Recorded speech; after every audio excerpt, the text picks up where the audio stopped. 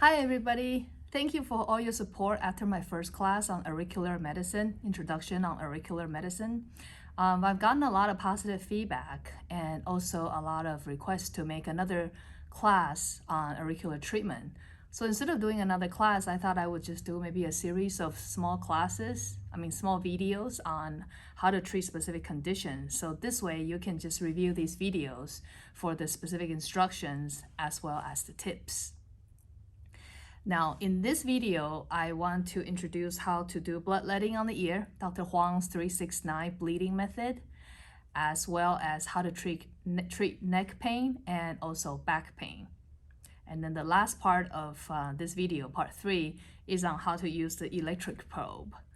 She has a specific electrode detecting little machine, the portable machine, that can identify the sick points as well as the problematic points in which you should seat the ear. So I'll explain all that in detail in the video that is coming up, okay? So before we get started, I wanted to let you know that you should, number one, check with your state regulatory agency to see if bloodletting is allowed, and also check with your malpractice insurance to see if it's covered. Most of the time, I haven't experienced any problem bleeding the ear because it heals rather quickly. Bloodletting is more of a problem when you do it on the body and do it excessively with cupping and etc. But just for safety purposes and to comply with the law, you should check with your board. And second is when you're doing bloodletting, it's better to wear a glove. I didn't in this video because this is a close friend of mine. I asked her to be the demo volunteer. But you should definitely wear a glove for your safety and also for the patient when you are doing the treatment. All right, so without further ado, let's get started.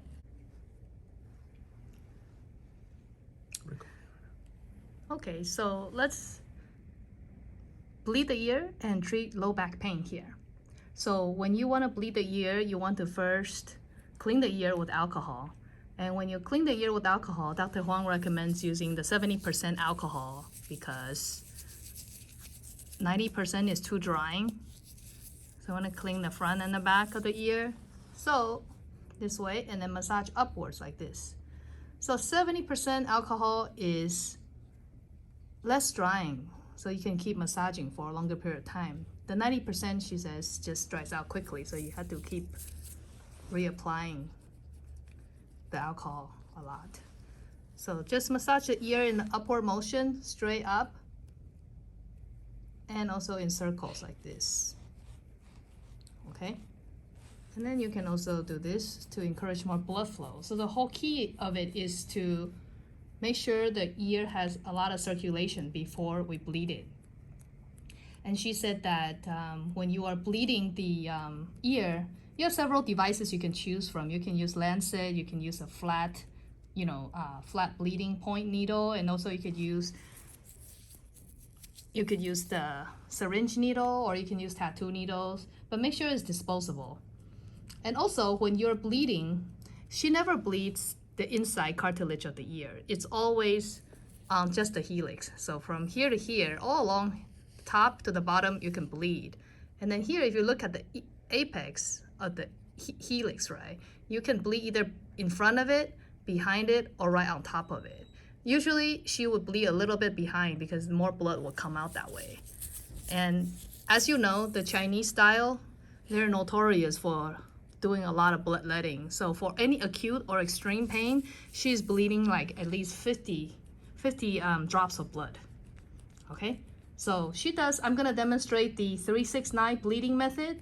369 meaning she's picking 3 points, one on the ear apex, one on the lesser occipital nerve, and one on the greater auricular nerve. So that she calls that the 369 bleeding method. 3 pokes here, 3 pokes here, and 3 pokes here. So I'm gonna go ahead and use a flat lancet that I just opened earlier. It looks like this. And this is very good for beginners because it has a stop, right? You cannot go too deep with it, because if you do, then there might be a lot of bleeding. So in the beginning, if you've never done this before, better to use something like this. So as you bleed, what you want to keep in mind is you want to clean the area again. Let's do that. So we're gonna clean the top, right? Bleed the ear apex here. So one key is when you're bleeding apex, you don't want to let it just be in this state and poke. You want to stretch out the ear so that it's less painful when you stick in the needle. It's kind of like when you needle any point on the body. If you tighten the skin and let the needle in, it's a lot less painful than just needling like this. Okay, so here's a last little tip here for you. So let's bleed here. 3 pokes. 1, 2, 3. And then from there, you can use a wet alcohol swab.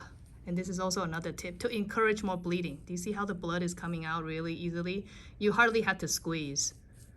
So if you're treating something mild, you don't have to bleed that much, then maybe you can just use a dry cotton ball. But if you're treating something acute, then you want to go with a wet cotton ball and then encourage as much bleeding as you can. And in some patients, if there's no blood coming out, you really need to go like this, push it upward and outwards. Like in her case, a lot is coming out. She has like, facial spasm, a little bit of facial pain.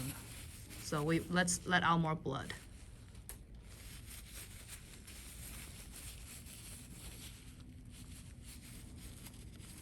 Okay, so I'm just doing a demo, so I'm not gonna do the full-on 50 drops, but you can if you want, if you're treating an acute condition, okay? So let's go with the second point, the lesser auricular here.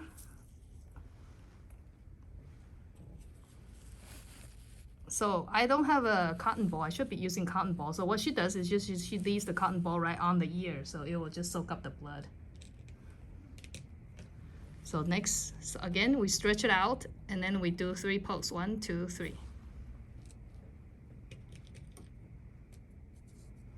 And then we just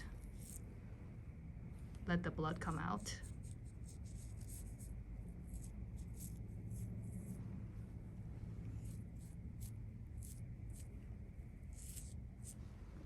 Okay, so this is for demonstration. You can actually let more blood come out by squeezing it more. It looks very rough like this, but the patient really doesn't feel a lot of pain. Okay, then the last point.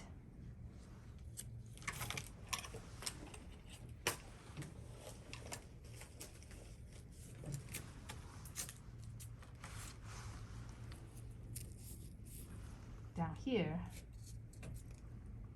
is the greater auricular. So here you can see it's a little purple because I bled her last week. So same thing, 1, 2, 3. And then you would still squeeze the blood out. And you can tell, right? There's only one point that is really bleeding. That means the other 2 points, I didn't go deep enough. I can go back and redo it. But I'll leave it alone. But you know, you guys get the idea. It's pretty much just to bleed. Squeeze the area upwards, encourage blood flow upwards. So the whole point of bleeding, half of it has to do with the massage that you do earlier, because the better you massage the ear, the more blood flow will go there, and then your bleeding will be that much faster and easier. So from this point on, you need to seed the ear, right? So Dr. Huang uses 2 seeds per tape. Let me show you the seeds. It looks like this, and she uses 2 of them, right? Okay, so then what we can do is when you buy it, it just comes with 1.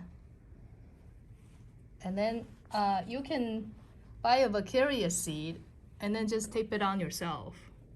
I'll put 2 like this. You can buy like one of these, and it's pretty cheap from the herb store, and then you have this. And you're ready to tape the patient. But the patient is still bleeding. Let's stop her bleeding first. Okay, so from here on, Dr. Huang says that you want to really pick the right keyhole. Now, the auricular point is kind of like a keyhole and key type of relationship. If you don't get the right key in the right keyhole, you're not gonna see as much effect. So here, what we have is we have the low back area.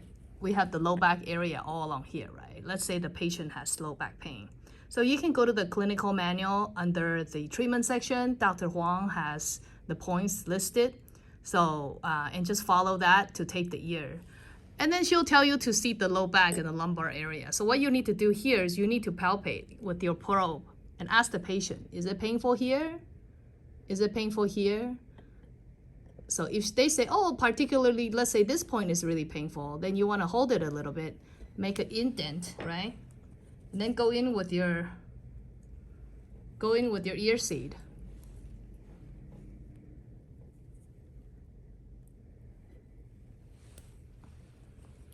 Okay, and then take the ear. Okay, so you go in back again with your probe and try to find as many painful points as there are, and then just seat them. And then you also need to seat the back of the ear. There's the golden triangle in the back of the ear for back pain, and that would be back here. So 1,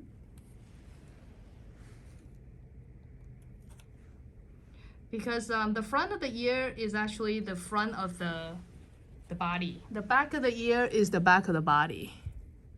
2,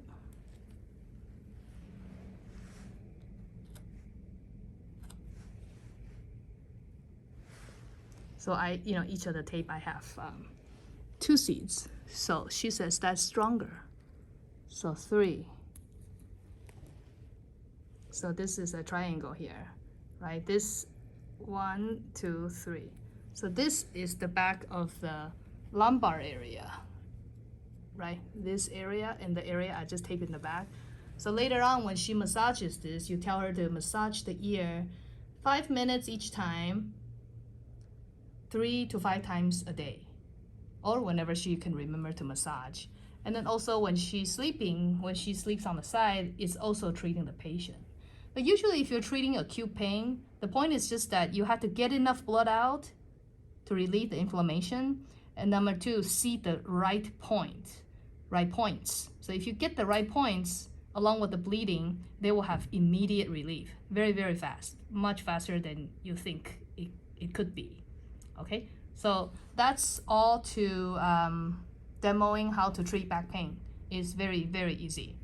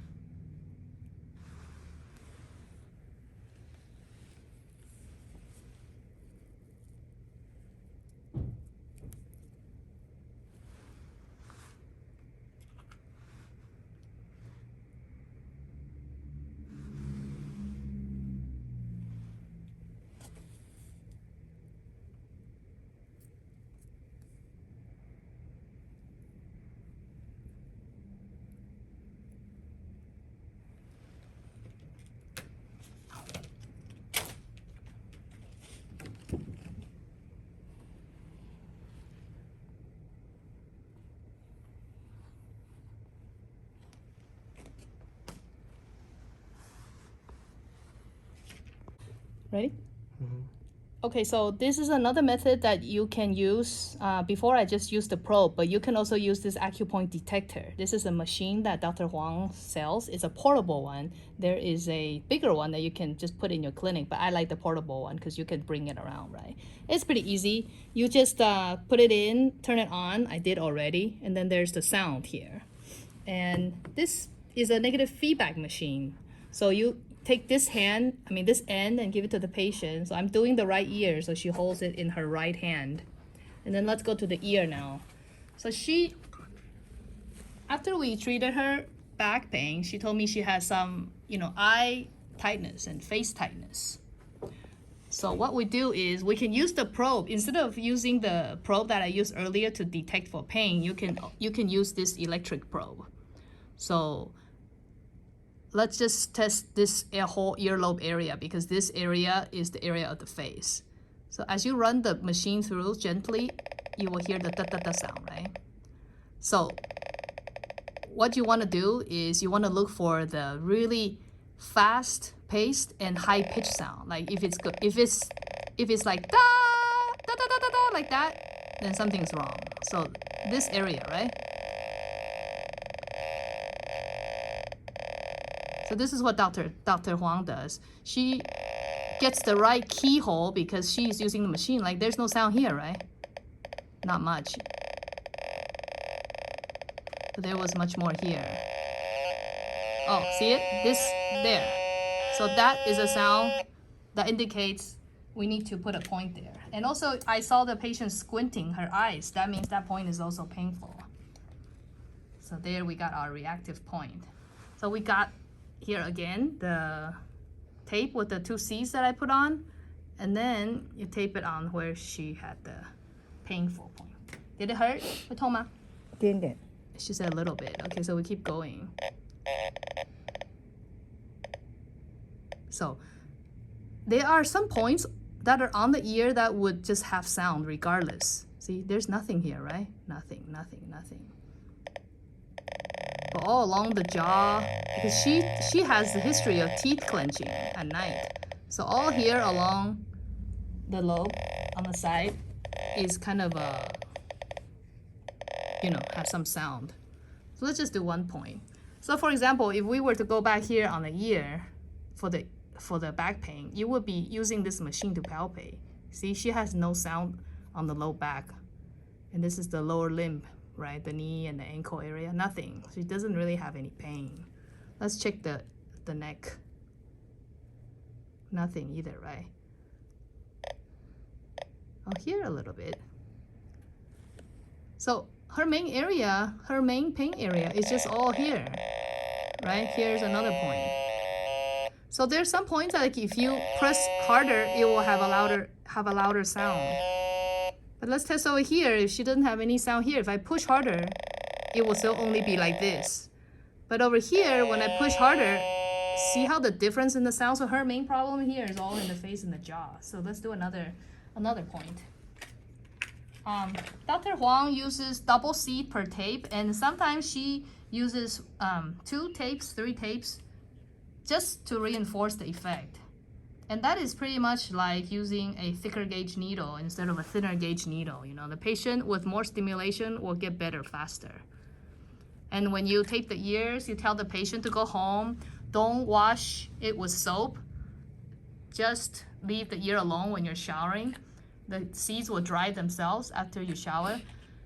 And leave them alone and don't wash them during shower for a week. Sometimes 2 weeks. That's okay too if they live far away.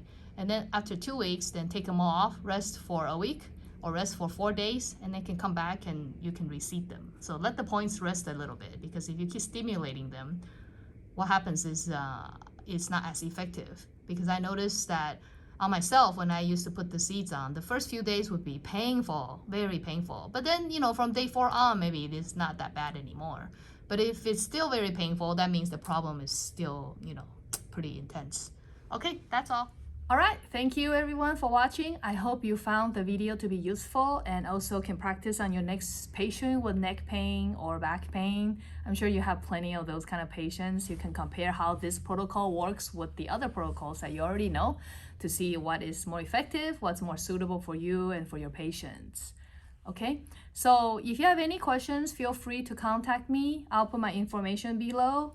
And I'll also link the video to my previous class, the auricular introduction to the auricular medicine below as well.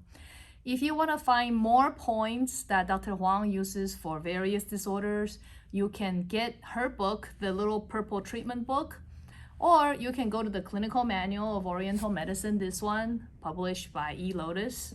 It comes in the physical form as well as an online digital copy or digital access. So you can find, going to the symptom disease index to find the specific problem and then go to the specific formula page to look up what points Dr. Huang would use. And then you can just follow that. So the key point is really to find the right keyhole and use 2 seeds so that you have stronger stimulation. Okay, and other than Dr. Huang's points, you can actually find Dr. Tan's points and also a couple other different Master Tong's points as well by Dr. Huang. So it's a very good handy clinical reference.